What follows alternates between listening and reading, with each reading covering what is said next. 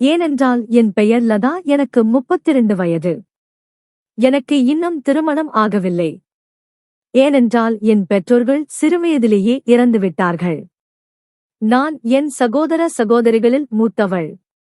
என் 2 சிறிய சகோதரிகளையும் கவனித்துக் கொள்ள வேண்டிய பொறுப்பு எனக்கு இருந்தது. நான் சிறிய வேலைகள் செய்து நானும் என் சகோதரிகளும் சாப்பிடுவதற்கான பணத்தை சம்பாதித்து வந்தேன். மெதுவாக நான் என் 2 சிறிய சகோதரிகளுக்கும் திருமணம் செய்து வைத்தேன். ஏனென்றால் நான் முதலில் திருமணம் செய்திருந்தால் அவர்களை கவனித்துக் கொள்ள வேறு யாரும் இருந்திருக்க மாட்டார்கள். அதனால்தான் சரியான வயதில் நான் இருவருக்கும் திருமணம் செய்து வைத்தேன். இப்போது வீட்டில் நான் தனியாக இருந்தேன். இந்த தனிமையின் காரணமாக இப்போது எனக்கு ஒரு துணை தேவைப்பட்டது.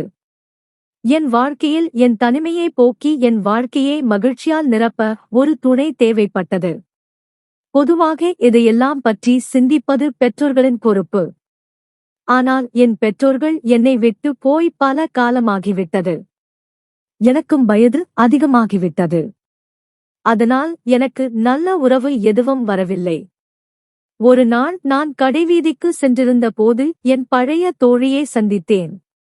அவளுக்கு திருமணமாகி குழந்தைகளும் இருந்தார்கள். அவள் என்னிடம் என் திருமணம் பற்றி கேட்க ஆரம்பித்தாள். நானும் அவளிடம் எல்லா விஷயங்களையும் சொல்லிவிட்டேன். நீண்ட நேரம் பேசிக் கொண்டிருந்த பிறகு அவள் என்னிடம் அவளுக்கு ஒரு சகோதரன் இருப்பதாகவும் அவனுக்கு சுமார் 42 வயது ஆகியிருந்ததாகவும் சொன்னாள். அவனுக்கு திருமணம் நடந்தது. ஆனால் அவனது மனைவி அவனை விட்டு அவள் அம்மா வீட்டுக்கு சென்று விட்டாள். ஏனென்றால் அவனால் ஒரு தந்தையாக முடியாது. அவன் வீட்டில் பணத்துக்கு எந்த குறையும் இல்லை. ஆனால் அவனுடைய இந்த விஷயம் தெரிந்தவுடன் அவனுக்கு உறவுகள் வருவது நின்றுவிட்டது. இப்போது அவன் தனியாகவே இருக்கிறான். இதையெல்லாம் கேட்டபோது என் மனதில் ஒரு யோசனை தோற்றியது.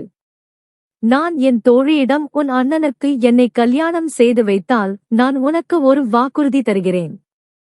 நான் அவனை விட்டு எங்கும் போக மாட்டேன். எந்த காரணத்திற்காகவும் அவனை குறை சொல்லவும் மாட்டேன் என்று சொன்னேன். அவள் ஆச்சரியத்துடன், நீ அவனுடைய எல்லா உண்மையையும் தெரிந்த பிறகும் அவனை திருமணம் செய்து கொள்ள தயாராக இருக்கிறாயா என்று கேட்டாள். நான் அவளிடம், என் சிறிய சகோதரிகளுக்கு திருமணமான பிறகு நான் தனிமையாகிவிட்டது உனக்கு தெரியும். இப்படி வாழ்வதற்கு நான் உன் அண்ணனுக்கு துணையாக இருப்பது நல்லது.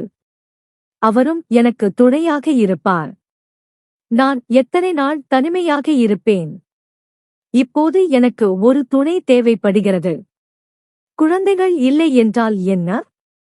குறைந்தது இந்த வாழ்க்கை பயணத்தில் நாங்கள் இருவரும் தனிமையாக இருக்க மாட்டோம் என்று சொன்னேன்.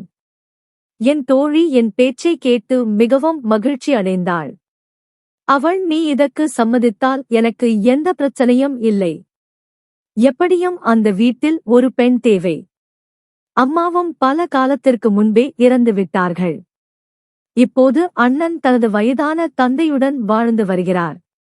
நீ அந்த வீட்டுக்கு சென்றால் அந்த வீட்டுக்கு மீண்டும் பொலிவு வரும் என்று சொன்னாள். பிறகு அவள், நான் என் அண்ணனிடம் பேசிவிட்டு உனக்கு சொல்கிறேன். எப்படியும் இந்த திருமணம் நிச்சயமாக நடக்கும் என்று நினைத்துக்கொள். ஏனென்றால் என் அண்ணனுக்கு உன்னை போன்ற ஒரு பெண் தேவை. அவர் இந்த உறவை மறுக்க மாட்டார் என்று சொன்னாள். ஓரிரு நாட்களுக்குப் பிறகு என் தோழி என் வீட்டுக்கு வந்தாள். இந்த முறை அவள் மிகவும் மகிழ்ச்சியாக இருந்தாள். அவள், என் அண்ணன் உன்னை திருமணம் செய்து கொள்ள தயாராக இருக்கிறார். ஆனால் அவர் ஒரு நிபந்தனை விதித்துள்ளார் என்று சொன்னாள். நான் பயந்து, என்ன நிபந்தனை என்று கேட்டேன். அவள், என் அண்ணன் அவருடைய இந்த நோயை பற்றி உலக மக்களுக்கு தெரியாமல் இருக்க வேண்டும் என்று விரும்புகிறார் என்று சொன்னாள். நான், நீ கவலைப்பட வேண்டாம். நான் இதை யாரிடமும் சொல்ல மாட்டேன் என்று சொன்னேன். அடுத்த சில நாட்களில் என் மற்றும் ராகுலின் திருமணம் நடந்தது. இந்த தனிமையான பெண்ணுக்கு இவ்வளவு நல்ல உறவு எப்படி கிடைத்தது என்று என் உறவினர்கள் அனைவரும் வியந்தனர். என் கணவருக்கு தந்தையாக முடியாது என்ற உண்மையை என் சகோதரிகளிடமும் நான் சொல்லவில்லை. என் கணவரின் இந்த ரகசியம் என் இதயத்திற்குள் மறைந்திருந்தது. எங்கள் திருமணம் சிறப்பாக முடிந்தது. பிறகு நான் ராகுலின் வீட்டுக்கு சென்றேன். மாமியார் வீட்டுக்கு வந்ததும் நான் ஆச்சரியம் அடைந்தேன். ஏனென்றால் இந்த வீடு ஒரு அரண்மனை போன்ற மிகப்பெரிய பங்களாவாக இருந்தது. இவ்வளவு நல்ல வீட்டில் எனக்கு திருமணம் நடக்கும் என்று நான் கனவிலும் நினைத்து பார்த்ததில்லை. அதனால் நான் என் மனதிற்குள் மிகவும் மகிழ்ச்சி அடைந்தேன். எல்லா சடங்குகளுக்கும் பிறகு நான் என் அறைக்கு சென்றேன். அங்கு எங்கள் முதலிரவு படுக்கை அலங்கரிக்கப்பட்டிருந்தது. நான் ஒரு மணப்பெண்ணாக என் கணவருக்காக ஆவலுடன் காத்திருந்தேன். சிறிது நேரத்திற்குப் பிறகு ராகுல் அறைக்குள் வந்தார். ஆனால் அவர் கொஞ்சம் கலக்கத்துடன் காணப்பட்டார். அவர் தனது குறைபாடு காரணமாக கலக்கமடைந்திருக்கலாம். நான் அவரின் கலக்கத்தை புரிந்து கொண்டேன்.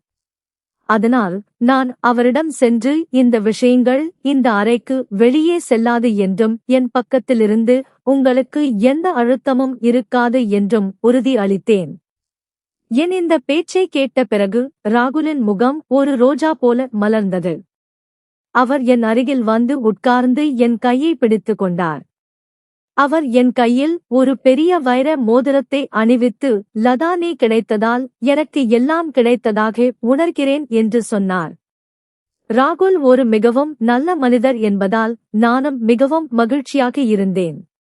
அவர் என் வாழ்க்கையில் வந்ததிலிருந்து என் வாழ்வில் எல்லாம் நல்லதாகவே நடந்தது. என் வாழ்க்கையிலும் மகிழ்ச்சி திரும்பி வந்தது. ராகுல் எனக்கு இவ்வளவு அன்பு கொடுத்தார். நான் என் கடந்த கால துயரங்கள் அனைத்தையும் மறந்துவிட்டேன். ராகுல் தனது முதல் மனைவி பற்றிய அனைத்தையும் என்னிடம் சொன்னார். ராகுல் என்னிடம் பல நாட்களாக எங்களுக்கு குழந்தை இல்லாததால் இருவரும் மருத்துவரிடம் சென்றோம். அப்போது மருத்துவர் ராகுலுக்கு நிறைய குறைபாடுகள் இருப்பதாகவும் அவரால் ஒருபோதும் தந்தையாக முடியாது என்றும் சொன்னார். இந்த விஷயம் ராகுலின் முதல் மனைவி ரேவதிக்கு தெரிந்தபோது அவள் ராகுலை விட்டு பிரிந்து சென்று விட்டாள். இதன் பிறகு ராகுல் முழுவதுமாக உடைந்து விட்டார். இனி இரண்டாவது திருமணம் செய்யக்கூடாது என்று முடிவு செய்தார். ராகுலின் கஷ்டத்தை நான் நன்றாக புரிந்து கொண்டேன். ஆனால் எங்கோ என் மனதிலும் ஒரு குழந்தை ஆசை இருந்தது. இது சாத்தியமில்லை என்பதும் எனக்கு தெரியும். நாட்கள் இப்படித்தான் சென்றன. நான் ராகுலையும் அவர் தந்தையையும் மிகவும் மன திருப்தியுடன் பார்த்து கொண்டேன். மாலையில் நாங்கள் மூவரும் ஒன்றாக உட்கார்ந்து டீ குடிப்போம். இரவு அனைவரும் ஒன்றாக சாப்பிடுவோம். ராகுல் ஒரு தனியார் நிறுவனத்தில் வேலை பார்த்ததால் பெரும்பாலும் வீட்டுக்கு வர தாமதமாகிவிடும். எனக்கு எப்போதெல்லாம் சலிப்பு ஏற்பட்டாலும் என் மாமனார் என்னுடன் பேசுவார். இதனால் அவருடைய மனதும் சந்தோஷமாக இருக்கும். என்னுடைய நேரமும் கழிந்துவிடும். ஒரு நாள் இரவு ராகுல் அலுவலகத்திலிருந்து வர மிகவும் தாமதமாகிவிட்டது. நான் வீட்டின் எல்லா வேலைகளையும் முடித்துவிட்டு என் அறைக்கு சென்று விட்டேன். நான் தூங்கிவிட்டேன். சில நேரங்களுக்குப் பிறகு திடீரென்று என் கண் விழித்தபோது என் மாமனார் என் அறையில் நடப்பதைக் கண்டேன். அவரை திடீரென்று என் அறையில் பார்த்து நான் திடுக்கிட்டேன். மாமா, இங்கே என்ன செய்கிறீர்கள் என்று கேட்டேன். அப்போது அவர், மருமகளே, ராகுல் இன்னும் வீட்டிற்கு வரவில்லை. நான் அவனைப் பற்றி மிகவும் கவலைப்பட்டேன். அதனால்தான் நீ தனிமையில் பயந்து விடுவாயோ என்று உன் அறைக்கு வந்தேன் என்று பதிலளித்தார். அவருடைய பேச்சில் எந்த உண்மையும் எனக்கு தெரியவில்லை. ஏனென்றால் நான் படுத்திருந்த போது என் மீது போர்வையை போர்த்திருந்தேன். அது இப்போது இல்லை. இதன் அர்த்தம் யாரோ ஒருவர் என் மீது இருந்து போர்வையை அகற்றியிருக்கிறார். நான் அவரிடம், மாமா, நான் நன்றாக இருக்கிறேன். நீங்கள் கவலைப்பட வேண்டாம். உங்கள் அறைக்கு செல்லுங்கள். ராகுல் வீட்டுக்கு வந்தவுடன் நான் உங்களுக்கு சொல்கிறேன் என்று சொன்னேன். அவர், மருமகளே, எனக்கு தூக்கம் வரவில்லை. சிறிது நேரம் என்னுடன் பேச முடியுமா என்று சொன்னார். அவருடைய இந்த பேச்சை கேட்டு நான் இன்னும் அதிகமாக திடுக்கிட்டேன். நான், மாமா, மிகவும் இரவு ஆகிவிட்டது. இப்போது நீங்கள் ஓய்வெடுக்க வேண்டும் என்று சொன்னேன். என் மாமனார், சரி, நான் என் அறைக்கு செல்கிறேன். ஆனால் நீ எனக்கு ஒரு கப் டீ போட்டு கொடு என்றார். நான் அவருக்கு ஒரு கப் டீ போட்டு கொடுத்துவிட்டு என் அறைக்கு திரும்பி வந்தேன். அன்று என் மாமனாரின் நடத்தை எனக்கு விசித்திரமாக தோன்றியது. மெதுவாக என் திருமணம் முடிந்து 4-5 மாதங்கள் ஆகிவிட்டன. ஆனால் சில நாட்களாக என் உடல்நிலை சரியில்லை என்று நான் உணர்ந்தேன். என் நிலையை பார்த்து ராகுல் என்னிடம், நீ மிகவும் பலவீனமாகிவிட்டாய். உன் சாப்பாட்டில் கவனம் செலுத்தவில்லை போல, இன்று நான் உன்னை மருத்துவரிடம் அழைத்துச் செல்கிறேன். அவர் உனக்கு வலிமைக்கான மருந்துகளை கொடுப்பார். இதனால் நீ நன்றாக சாப்பிட ஆரம்பிப்பாய். உன் பலவீனமும் நீங்கும் என்று சொன்னார். நான் மருத்துவரிடம் செல்ல விரும்பவில்லை. ஆனால் ராகுல் என் பேச்சை கேட்கவில்லை. வலுக்கட்டாயமாக என்னை மருத்துவரிடம் அழைத்து சென்றார். மருத்துவர் என்னை பரிசோதித்த பிறகு நாங்கள் இருவரும் கேட்டு ஆச்சரியம் அடையும் விதமாக ஏதோ சொன்னார். மருத்துவர், வாழ்த்துக்கள், உங்கள் மனைவி கர்ப்பமாக இருக்கிறாள் என்று சொன்னார். ஒரு சாதாரண கணவன் மனைவியின் வாழ்க்கையில் இதுதான் மிகப்பெரிய மகிழ்ச்சியான செய்தி. ஆனால் நாங்கள் இருவரும் இந்த செய்தியை கேட்டு அதிர்ச்சி அடைந்தோம். நானும் ராகுலும் ஒருவரை ஒருவர் வித்தியாசமான பார்வையுடன் பார்த்து கொண்டோம். ஏனென்றால் ராகுலால் ஒருபோதும் தந்தையாக முடியாது என்று எங்கள் இருவருக்கும் நன்றாக தெரியும். அப்படியானால் இந்த குழந்தை யாருடையது? ராகுல் அந்த நேரத்தில் என்னிடம் எதுவும் சொல்லவில்லை. அவர் மருத்துவரிடமிருந்து அறிக்கையை பெற்றுக்கொண்டு எதுவும் பேசாமல் என் கையை பிடித்துக் கொண்டு காரை நோக்கி அழைத்துச் சென்றார். வழியிலும் அவர் என்னிடம் எதுவும் பேசவில்லை. எனக்கு என்ன நடக்கிறது என்று புரியவில்லை. நாங்கள் வீட்டுக்கு வந்தபோது மாமனார் வெளியே உட்கார்ந்து எங்களுக்காக காத்திருந்தார். நான் வீட்டுக்கு வந்ததும் மாமனார் என்னிடம், மருமகளே, உன் உடல்நிலை எப்படி இருக்கிறது என்று கேட்டார். ராகுல் கோபத்துடன் அறிக்கையை தூக்கி எறிந்து, உங்கள் மருமகள் கர்ப்பமாக இருக்கிறாள். ஆனால் நான் ஒருபோதும் தந்தையாக முடியாது என்று நம் மூவருக்கும் நன்றாக தெரியும். அப்படியானால் இந்த குழந்தை என்னுடையது இல்லை. என்னுடையது இல்லை என்றால் இது யாருடையது என்று சொன்னார். இதையெல்லாம் பார்த்து எனக்கு தலை சுற்ற ஆரம்பித்தது. நான் மயக்கமடைந்து தரையில் விழுந்தேன். ஏனென்றால் இதையெல்லாம் தாங்கும் தைரியம் எனக்கு இல்லை. நான் எந்த தவறும் செய்யவில்லை. ஆனால் என் கணவர் இதை ஏற்க தயாராக இல்லை. ராகுலின் பேச்சை கேட்டு மாமனார், கொஞ்சம் யோசித்து பேசு, என்ன பேசுகிறாய் என்று சொன்னார். நான் ராகுலிடம், இந்த குழந்தை யாருடையது என்று எனக்கு தெரியாது. ஆனால் என் வாழ்க்கையில் உங்களை தவிர வேறு யாரும் இல்லை என்று எனக்கு நன்றாக தெரியும் என்று சொன்னேன். ராகுல் கோபத்துடன், நீ அமைதியாக இரு. இப்போது எனக்கு தெரிகிறது உனக்கு ஏன் திருமணம் நடக்கவில்லை என்று. நீ இப்படிப்பட்ட பெண் என்று எனக்கு தெரிந்திருந்தால் நான் உன்னை ஒருபோதும் திருமணம் செய்திருக்க மாட்டேன். ஆனால் நான் அவ்வளவு முட்டாள் இல்லை. வேறு ஒருவரின் பாவத்திற்கு என் பெயரை வைக்க, அதனால் நீ உன் எல்லா சாமான்களையும் எடுத்துக்கொண்டு இப்போதே என் வீட்டை விட்டு போவது நல்லது என்று சொன்னார்.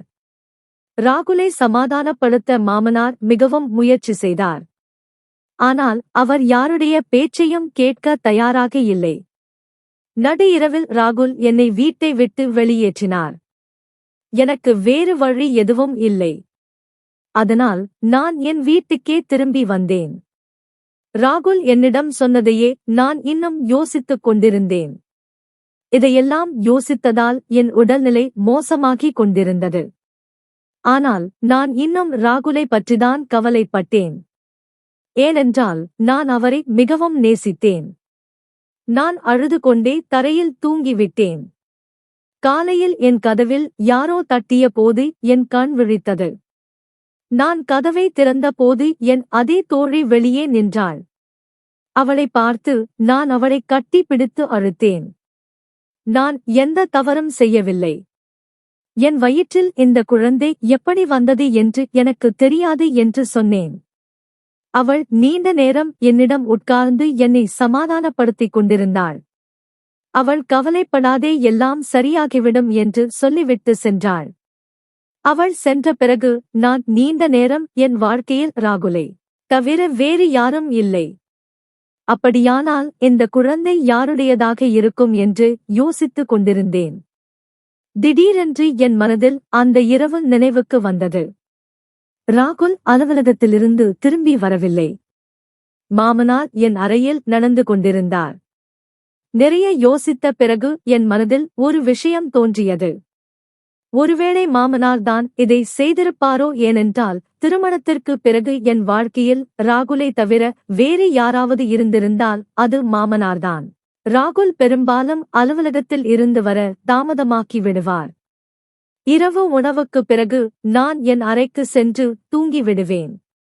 அப்போது ஒருவேளை அவர் ஏதாவது செய்திருக்கலாம். அவர் என்மேல் காட்டும் அதிக அன்பு, என்மேல் அதிக அக்கறை வைத்திருப்பது இன்று எனக்கு உறுத்தலாக இருந்தது. நான் எப்படி நிரபராதி என்று நிரூபிப்பது? என் கணவருடன் வாழ்க்கையை மீண்டும் எப்படி ஆரம்பிப்பது என்று யோசித்துக் கொண்டிருந்தேன். 1 மாதத்திற்குப் பிறகு என் தோழி ராகுலுடன் என் வீட்டுக்கு வந்தாள். ராகுலை கதவில் பார்த்து நான் ஆச்சரியமடைந்தேன். ஏன் அவர் என்னை அழைத்துச் செல்ல வந்திருக்கிறார் என்று எனக்கு புரியவில்லை. ஆனால் ராகுலின் வாழ்க்கையில் மீண்டும் சேர எனக்கு ஒரு வாய்ப்பு கிடைத்ததே எனக்கு போதுமானதாக இருந்தது. நான் எதுவும் பேசாமல் அவர்கள் இருவருடனும் காரில் ஏறி என் மாமியார் வீட்டுக்கு சென்றேன். நான் வீட்டிற்கு வந்தபோது எங்கள் வீடு முழுவதும் பூக்களால் அலங்கரிக்கப்பட்டிருப்பதைக் கண்டேன். மாமனார் பூமாலைகளால் என்னை வரவேற்றார்.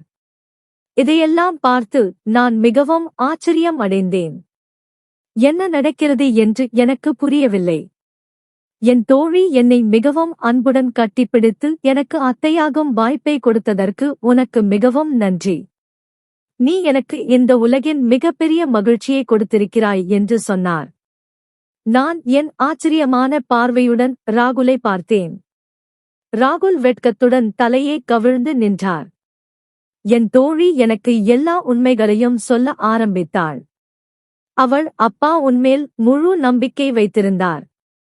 நீ ஒரு மிகவும் நல்ல பெண் என்று நம்பினார். அதனால்தான் அவர் அண்ணனை மீண்டும் அதே பெண் மருத்துவரிடம் அனுப்பி வைத்தார். அண்ணன் அவளிடம், டாக்டர், என் உடலில் ஒரு குறைபாடு உள்ளது. அதனால் என்னால் ஒருபோதும் தந்தையாக முடியாது என்று நீங்கள் சொன்னீர்கள். ஆனால் என் 2வது மனைவி கர்ப்பமாக இருக்கிறாள். இது எப்படி சாத்தியம் என்று கேட்டார். அப்போது அந்த பெண் மருத்துவர் அண்ணனிடம், உங்களுக்கு எந்த பிரச்சனையும் இல்லை. உங்கள் முதல் மனைவி உங்களிடமிருந்து விடுபட விரும்பினார். அதனால்தான் அவர் உங்களுக்கு இது போன்ற மருந்துகளை கொடுத்து எல்லா பழியையும் உங்கள் மேல் சுமத்தி உங்களிடமிருந்து நிறைய பணத்தை வாங்கிக் கொண்டார். அவள்தான் எனக்கு பணம் கொடுத்து பொய்யான அறிக்கையை தயாரிக்க வைத்தார் என்று சொன்னார். ராகுல் என்னிடம் அவர் செய்த தவறுக்கு மன்னிப்பு கேட்டார். ஆனால் எனக்கு அவர் மீது எந்த புகாரும் இல்லை. ஏனென்றால் அவரிடத்தில் வேறு யாராவது இருந்தாலும் அவர்கள் இதைத்தான் செய்திருப்பார்கள். நான் என் நாத்தனாரை கட்டிப்பிடித்து அவளுக்கு மிகவும் நன்றி சொன்னேன். நான் மாமனாரின் கால்களில் விழுந்தேன். ஏனென்றால் நான் அவரை பற்றியும் மிகவும் தவறாக சிந்திக்க ஆரம்பித்திருந்தேன். அவர் என் தலையில் கை வைத்து, மருமகளே, இந்த உறவுகள் மிகவும் மென்மையானவை. இந்த உறவுகளை நாம் மிகவும் அன்புடன் பாதுகாக்க வேண்டும். சில நேரங்களில் ஒரு சிறிய தவறு கூட மிக ஆழமான உறவுகளையும் நொடியில் முடித்துவிடும். இந்த வீடு உன்னுடையது. இனிமேல் நீ எப்போதும் இந்த வீட்டுக்கு ராணியாக இரு என்று சொன்னார். நன்றி.